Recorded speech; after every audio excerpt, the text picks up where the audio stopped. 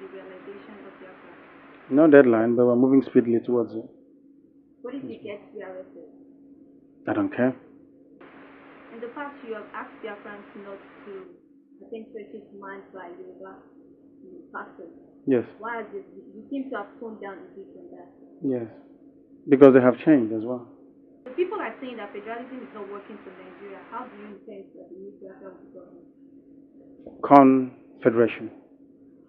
Every ethnicity will have the rights to control their resources and to govern themselves. There will be no interference from Enugu whatsoever.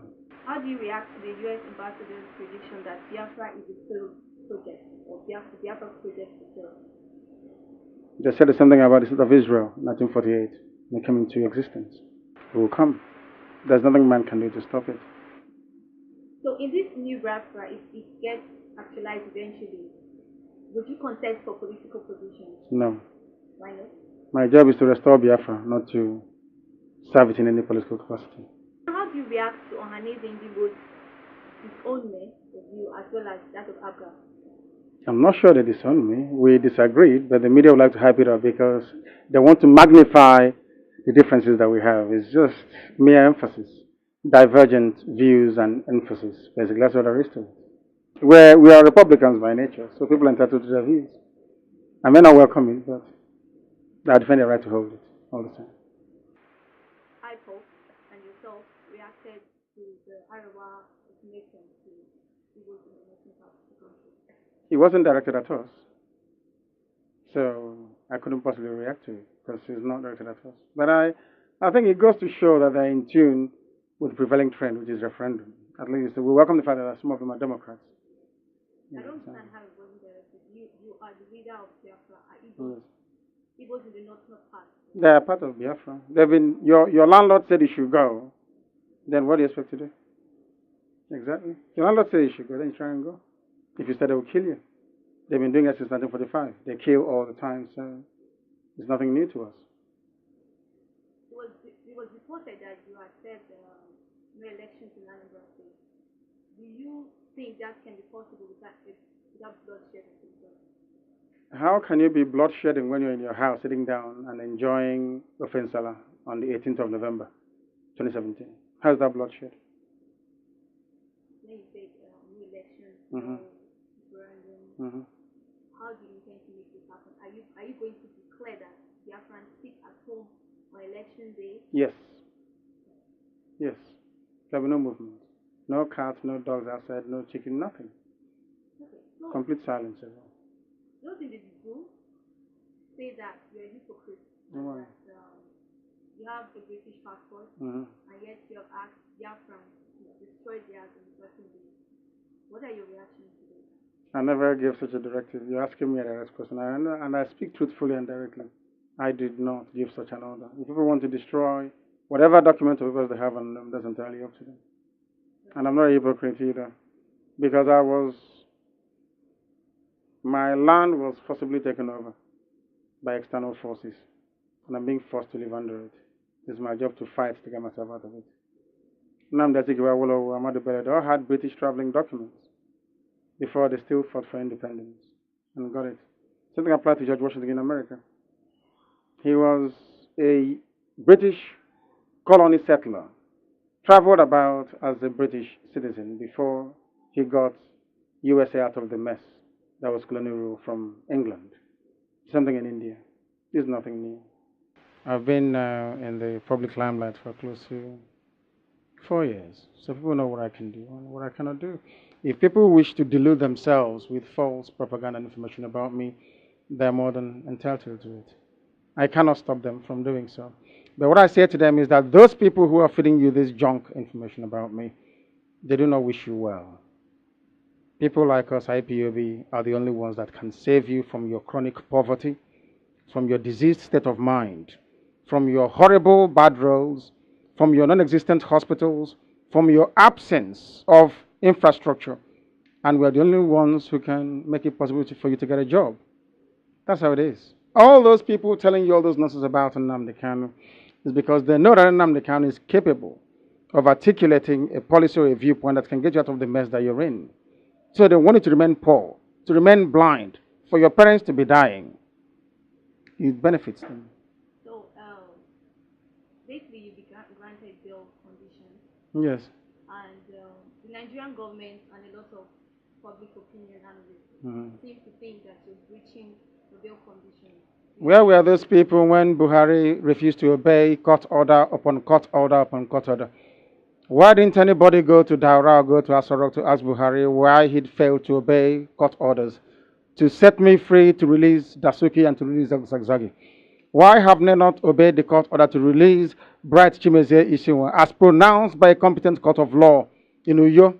Why don't people concern yourself with the gross abuse of human rights being perpetrated on a daily basis by DSS, by the police, and by the army? Why are you not trying as hard as possible to uncover the mass grave that they have in army barracks in Onitsha? Why have you not questioned them about the amnesty report and about the slaughter and the butchering of our people? Why are you people so hell-bent on things that don't matter, whereas you should be concerning yourself with things that actually matter? Have you asked them why you have no light, why you must run a generator? Have you asked them why they import refined fuel when you have 4 modern refineries and you have abundance of crude oil? Have you asked them any of those questions? Why don't you have good roads? You have aggregates, you have stones, you have bitumen coming from the ground. Why do you have bad roads? And you have unemployed graduates of structural, or should I say civil engineering. Why are you not asking them all those questions?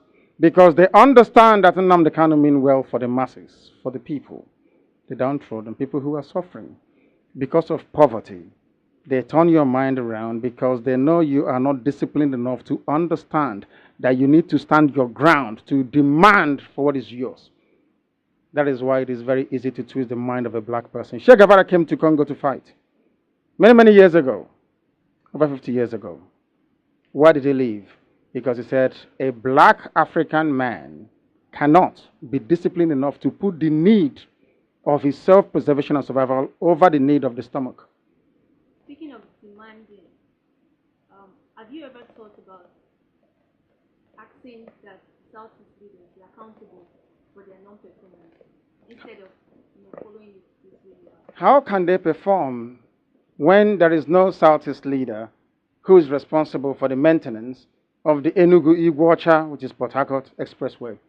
How can I hold any governor responsible when all these so-called federal roads are denied any form of attention or maintenance? How can I, because it belongs to what they call the exclusive list. So now tell me, how can I hold them responsible for that? Are they meant to build second Niger Bridge? Is it their business to build a second Niger Bridge? Is it their business to compel the Africa Development Bank to provide underwriting loans to people who want to borrow money to build factories and industries? Is it their fault as well? But who builds the roads in the north? From the same oil money coming from Okwa, from the same proceeds from gas fields in Ohaji, in Ebema. And you're telling me you're in one Nigeria, one viable, unity-driven country. It's a charade, it's fake, it's a lie, and I'm sure you know it. So, I was going to Twitter and there's this tweet trending about Yes. a certain Osita Chiduka Yes. who drove you home Yes. from prison, and now he's declared that he's going to campaign for elections in Nnamdi. Yes. And then now you are home again to say no elections in Nnamdi. Yes. There is no irony because I'm a very consistent person. I do not change. People can change, that's their business. I don't change. I'm a Nnamdi Kanu, I don't change. I don't change. You don't think this is some kind of betrayal? That Osita Chiduka drove me from prison is everything. You want me to walk from prison from Kuje to Abuja? So people felt that he was lending you a helping hand, he was supporting you when you were in prison. He was not supporting me. He was concerned about my plight as any other sensible human being ought to be. That's what he was trying to do. Being reasonable. And that's what he did. I would do the same thing. The fact that I got lawyers for suspected Boko Haram inmates at DSS, does that mean I'm a Boko Haram supporter, sympathizer? The fact that I brought parents of Hausa people detained at DSS illegally for nearly 4 years, does that mean I support Boko Haram? Does that mean I support Boko Haram? Exactly. So why should Osita Chiduka giving me a lift from prison represent anything extraordinary?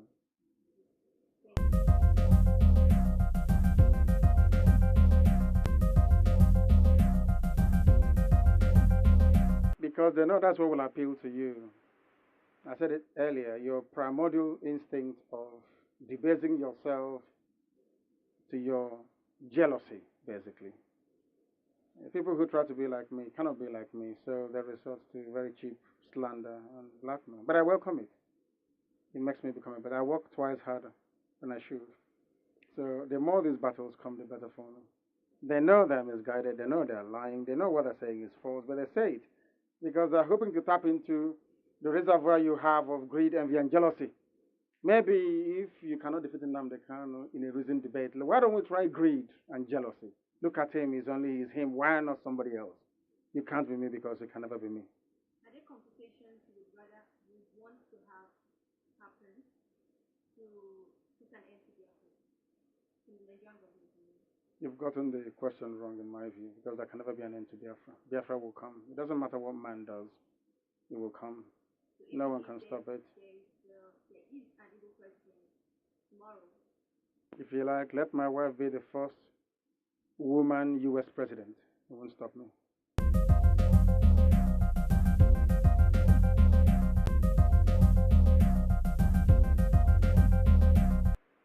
It's very interesting how you get news that you consider to be newsworthy or the wrong type of news and not the positive one. Myself came here along with 15 other groups and made me the overall leader of Biafra. I'm sure you're aware of that. Try and report that more often. We're not fighting each other. We know where we're going. We're going to get Biafra. There is nothing anybody can do about it. Absolutely nothing. Nothing. Nothing. I need them to understand this. We've crossed the Rubicon, the point of no return. There is nothing anybody can do. If I'm alive, if I'm dead, if I'm wherever I may be, Biafra will come. If I'm dead, it's even better because it will come far more quicker. I can assure you. If Biafra is fighting for you, no one will touch your property. If you're fighting alone, you're bound to lose it. So Biafra is the best. We will become the 16th member country of ECOWAS. If Nigeria doesn't release those properties, then we'll take them to court and we'll get them back. Even twice the value. The Jews had investments all over the world. Most of the priceless artifacts and paintings belong to many families in Germany. It was stolen by the Nazi Party. Do you know that? Eventually they got everything back with compensation on top of it. That's what we're going to do. If you touch our investments, we'll come back for you. And we'll know where we can get it from. So there is nothing for anyone to worry about. It's only if I'm not stopping you from being a Nigerian, if you are born on the streets of Lagos and you want to be a Lagosian and your name is Adamma, oh well and good. There's no problem.